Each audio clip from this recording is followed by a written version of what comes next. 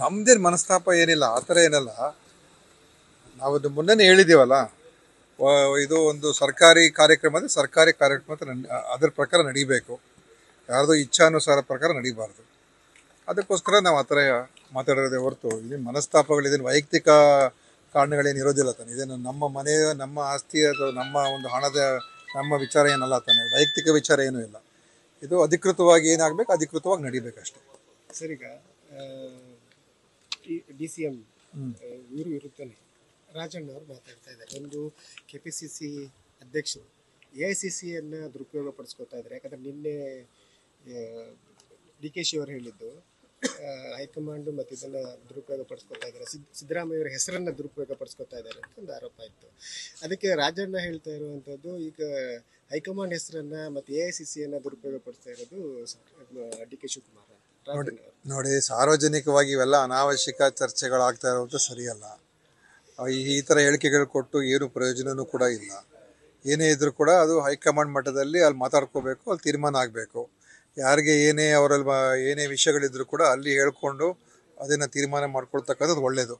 ಸುಮ್ಮನೆ ಇದು ಹೊರಗಡೆ ಹೇಳ್ಕೊಳ್ಳೋದ್ರಿಂದ ಅದು ನಮ್ಮ ಪಕ್ಷಕ್ಕೂ ಒಳ್ಳೆಯದಲ್ಲ, ಮತ್ತು ಈ ಥರ ಒಂದು ಹೇಳಿಕೆಗಳಿಂದ ಅವ್ರು ಯಾರಿಗೂ ಪ್ರಯೋಜನ ಆಗೋದಿಲ್ಲ. ಸೊ ನನ್ನ ಅಭಿಪ್ರಾಯ, ಈ ಥರ ಹೇಳಿಕೆಗಳು ಕೊಡೋದನ್ನು ನಿಲ್ಲಿಸ್ಬೇಕು. ಈಗಾಗಲೇ ಖರ್ಗೆ ನಮ್ಮ ಆಲ್ ಇಂಡಿಯಾ ಅಧ್ಯಕ್ಷ ಹೇಳಿದ್ದಾರೆ, ಯಾರೇ ಆಗಿರಲಿ ಈ ಥರ ಹೇಳಿಕೆಗಳೆಲ್ಲ ಕೊಡಬೇಡಿ ಅಂತ.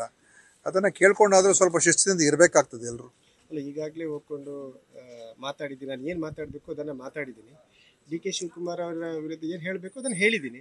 ಆದರೆ ನನಗೆ AICC KPCC ಅಧ್ಯಕ್ಷ ಸ್ಥಾನ ಕೊಟ್ಟು ಅದನ್ನು ನಿಭಾಯಿಸ್ತೀನಿ ಅಂತ ರಾಜಣ್ಣ ಹೇಳಿದ್ದಾರೆ. ಅದು ಓಕೆ, ಅದು ಅವ್ರಿಗೆ ಆಸೆ ಇದ್ದರೆ ಅದರಲ್ಲ ಏನು ತಪ್ಪೇನಿಲ್ಲ. ಅದೆಲ್ಲ ಅಂತಿಮವಾಗಿ ಪಕ್ಷ ಏನು ತೀರ್ಮಾನ ಮಾಡುತ್ತೆ ಎಲ್ಲರೂ ಒಪ್ಕೊಳ್ತಾರೆ. ಅದು ಯಾರೇ ಆಗಿರ್ಬೋದು, ಏನೇ ಆಗಿರ್ಬೋದು, ಎಲ್ಲರೂ ಒಪ್ಕೊಳ್ಳೇಬೇಕಾಗ್ತದೆ, ಒಪ್ಕೊಳ್ತೀವಿ. ಇದರ ಬಹಿರಂಗ ಚರ್ಚೆಯ ಅವಶ್ಯಕತೆ ಇಲ್ಲ ಅಂತ ನನ್ನ ಅಭಿಪ್ರಾಯ. ಸರ್, ಮತ್ತು ಜಿಲ್ಲೆಯಲ್ಲಿ ಅಕ್ರಮ ಮರಳುಗಾರಿಕೆಯು ಜಾಸ್ತಿ ಆಗ್ತಾ ಇದೆ. ಒಂದು ಕಡೆಯಿಂದ ಮರಳು ತೆಗೆಯೋದ್ರಿಂದ ಈ ಬ್ರಿಡ್ಜ್ಗಳು ತುಂಬ ವೀಕ್ ಆಗ್ತಾ ಇದೆ ಅನ್ನೋದು ಆರೋಪ. ನೋಡಿ, ಇವೆಲ್ಲ ಏನಾಗಿದೆ, ಈ ವ್ಯವಸ್ಥೆಗಳಿರುವಂಥ ಸಮಸ್ಯೆಗಳು.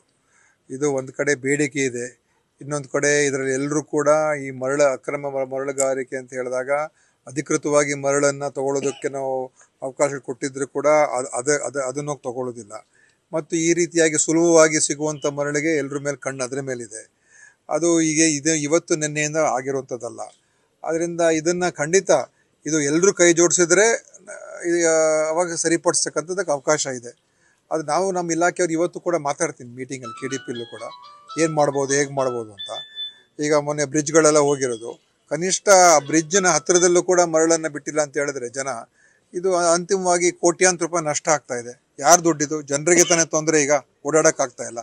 ಸೊ ಇದು ಎಲ್ಲೊಂದು ಕಡೆ ಇದನ್ನು ಯಾವ ರೀತಿಯಾಗಿ ಇದನ್ನು ನಿಯಂತ್ರಣಕ್ಕೆ ತರಬೇಕು ಅಂತ ಇವತ್ತು ಕೂಡ ನಾವು ಚರ್ಚೆ ಮಾಡ್ತೀವಿ. ಒಬ್ಬ ಲೋಕಾಯುಕ್ತ ದಾಳಿಯಾದ ಅಧಿಕಾರಿ ಗಣಿ ಇಲಾಖೆಯಲ್ಲಿ ಕೂಡ ಇರುವಂಥದ್ದು ಅಧಿಕಾರಿ ಇದ್ದಾರೆ. ಲೋಕಾಯುಕ್ತ ದಾಳಿಯಾಗಿತ್ತು, ಮತ್ತೆ ಉಪಲೋಕಾಯುಕ್ತರು ಬಂದಾಗ ಕೂಡ ಅವರ ಮೇಲೆ ತರಾಟೆಗೆ ತೆಗೆದುಕೊಂಡಿದ್ರು. ನೋಡ್ತೀನಿ ಅದ್ರ ಬಗ್ಗೆ, ಖಂಡಿತ ಅದೇನು ಕ್ರಮ ತಗೊಳ್ಳಿ. ನಾನು ಮೈನ್ಸ್ ಮಿನಿಸ್ಟರ್ ಜೊತೆ ಮಾತಾಡೋಣ. ಅದು ಒಂದು ಕಡೆ ಇರಲಿ, ಖಂಡಿತ ಅದ್ರ ಬಗ್ಗೆ ಮುಂದೆ ಏನು ಮಾಡಬೇಕು ನೋಡೋಣ, ಅದ್ರ ಬಗ್ಗೆ ವಿಚಾರಿಸ್ತೀವಿ. ನ್ಯೂಸ್ ಫಸ್ಟ್, ನಿರ್ಭೀತಿಯಿಂದ ನಿಮ್ಮ ಪರವಾಗಿ.